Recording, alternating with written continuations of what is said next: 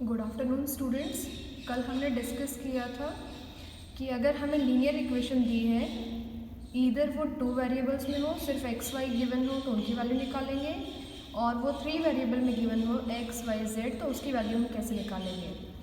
हमें क्या करना था, सिर्फ कैपिटल एक डी इक्वल टू से पहले वाले जितने भी गिवन थे, मैं रिपीट कर देती हूँ सेम, हम इसको कवर अप कर लेंगे। इक्वल टू से पहले जितने भी गिवन हैं हम इनको एक डिटर्मिनेंट में फिल कर देंगे।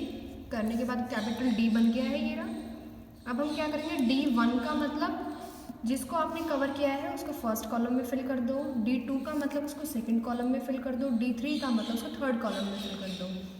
लेकिन हमें मेन क्या चेक करना होता है कि जो हमारा D है इसका जब हम सॉल्व करें डिटर्मिनेंट वो ज़ीरो नहीं आना चाहिए। अब इसे हम आगे बात कर रहे हैं, अगर हमारी जो इक्वेशंस है वो कंसिस्टेंट है या इनकंसिस्टेंट है।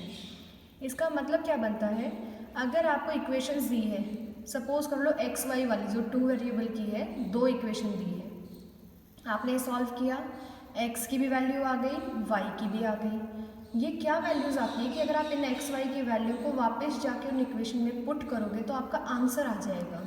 मैंने आपको कल पुट करके भी दिखाया था एक में, आपने जो भी एक्स वाई की वैल्यू निकाली है और आप वापस जाके उसको पुट करते हो अपने क्वेश्चन में तो वो सेटिस्फाई हो जाएगी, मतलब इक्वल टू के बाद वाला एज इट इज़ आ जाएगा।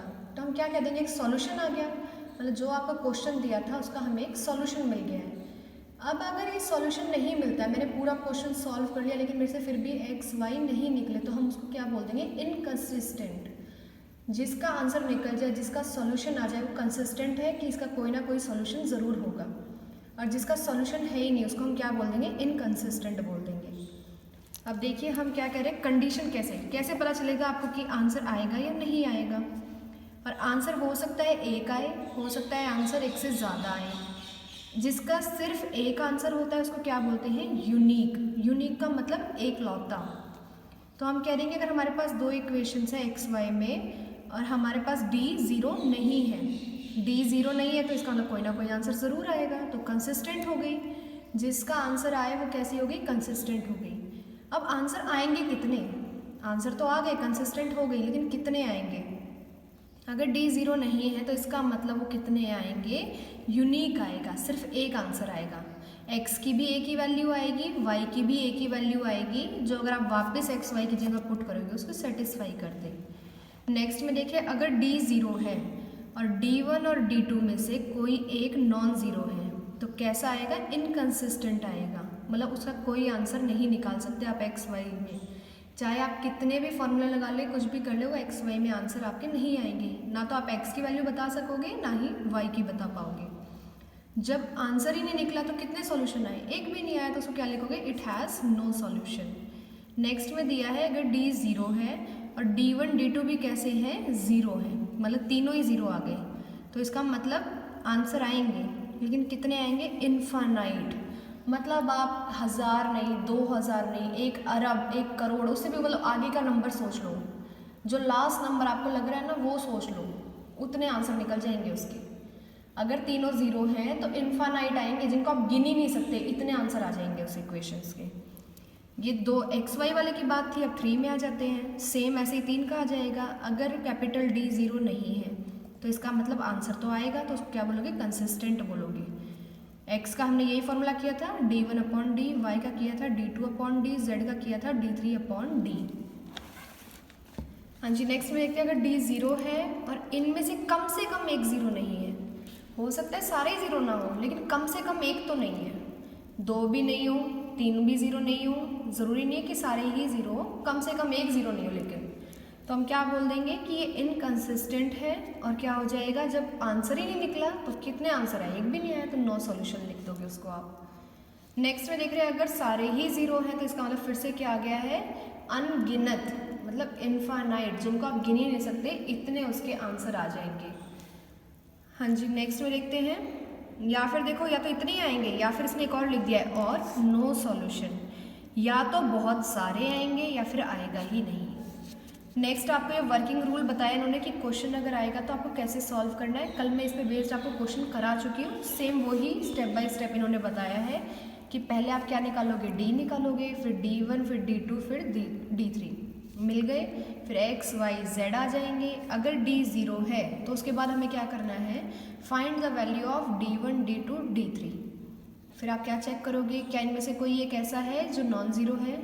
नॉन ज़ीरो का मतलब क्या इनमें से कोई एक ऐसा है जिसका आंसर ज़ीरो नहीं आ रहा है, तो हम क्या बोल देंगे, then the solution is inconsistent and it has no solution.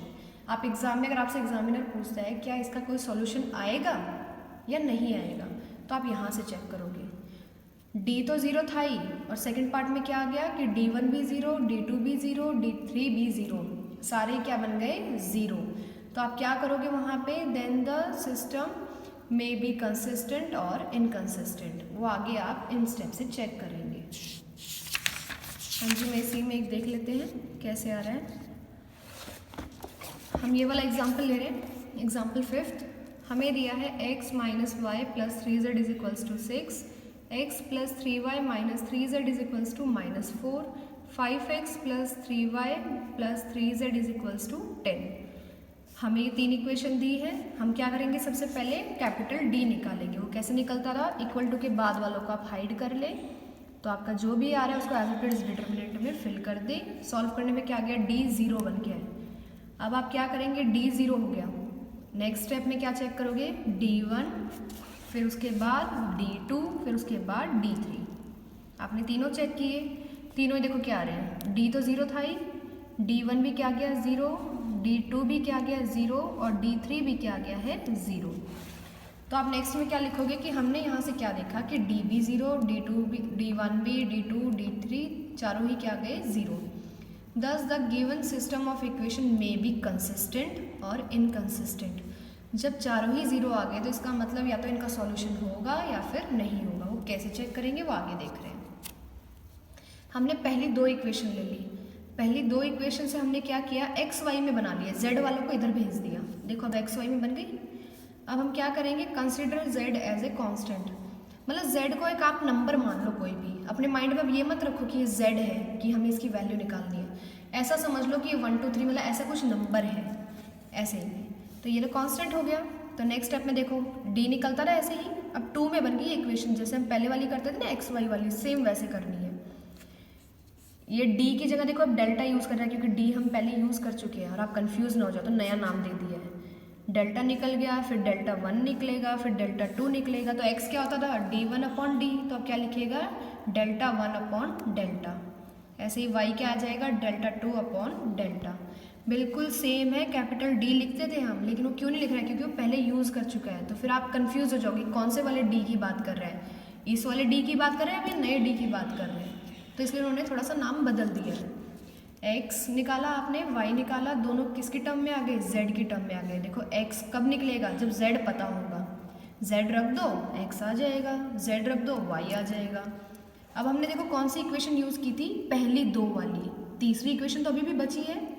अब हम क्या करेंगे, जो ये दोनों x और y है इनको कहाँ पुट कर देंगे, थर्ड इक्वेशन में। थर्ड इक्वेशन में जैसे ही आप पुट करोगे आपको क्या आ जाएगी, वहाँ से पता चल जाएगा कि इक्वेशन सॉल्व हो रही है या नहीं हो रही है। इसको देखो मैं आपको पुट करके दिखा देती हूँ। x का हमारे पास निकल के आया है 7 minus 3z upon 2 and y आया है हमारे पास 3z minus 5 upon 2। Equation third आप यहाँ से देख लीजिए। इक्वेशन थर्ड दी है 5x plus 3y plus 3z is equals to 10। अब हम क्या करेंगे, इसमें x और y इन दोनों की वैल्यूज पुट करेंगे। कर देते हैं 7 minus 3z upon 2 plus 3z minus 5 upon 2। z तो हमें पता ही नहीं है, इसको तो हम एज इट इज रखेंगे। अब इस 5 को और इस 3 को ब्रैकेट के अंदर ले जाओ, क्या आ जाएगा, 1/2 तो बाहर ले लिया, 5 ले गए अंदर। 35 माइनस 15z, यहाँ क्या आ जाएगा, हाफ तो बाहर कर दो, 3 अंदर जाएगा, 9z माइनस 15 प्लस में 3z is equals to 10।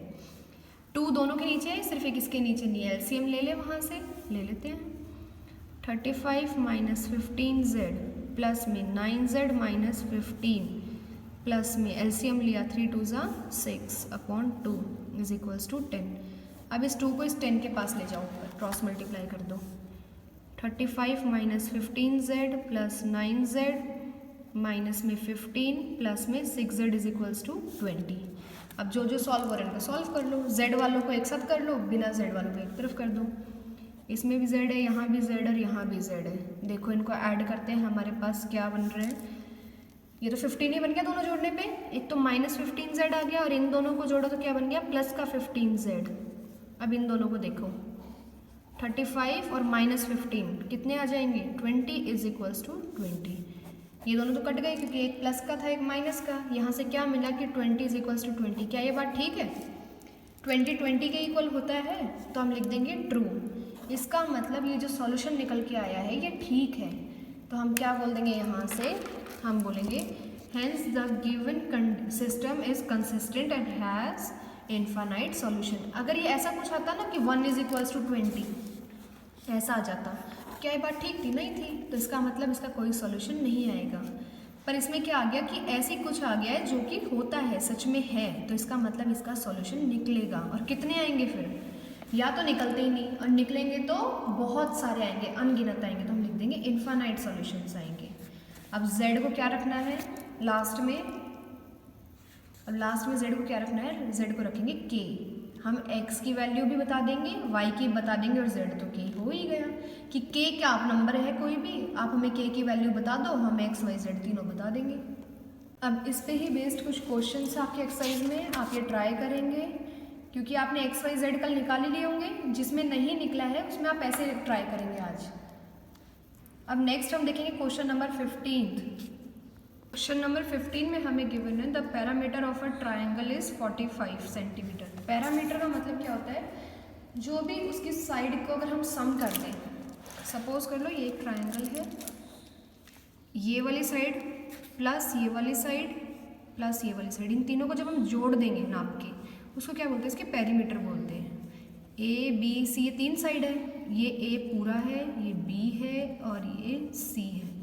A plus B plus सी, अगर हम तीनों को नाप लें, इनको मेजर कर लें और इनका सम कर दें तो क्या बन जाता है, उसका पेरीमीटर बन जाता है। तो एक ट्राइंगल है, सपोज कर लो, उसके हमें क्या दिया है, पेरीमीटर दिया है 45 सेंटीमीटर। तो पहली लाइन लिखते हैं हम,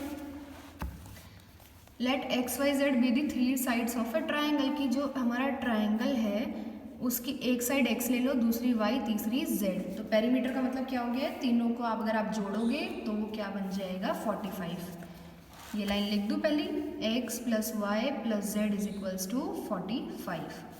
नेक्स्ट में इन्होंने अब हमें क्या कहा है, the longest side exceeds the shortest side by 8 centimetre, कि जो सबसे लंबी वाली साइड है वो सबसे छोटी वाली साइड से 8 ज़्यादा है। सबसे बड़ी वाली साइड सबसे छोटी साइड से 8 ज़्यादा है, 8 सेंटीमीटर में ले लेते हैं। सपोज कर लो हमने ले ली कि जो x है वो सबसे बड़ी है और जो z है वो सबसे छोटी साइड है।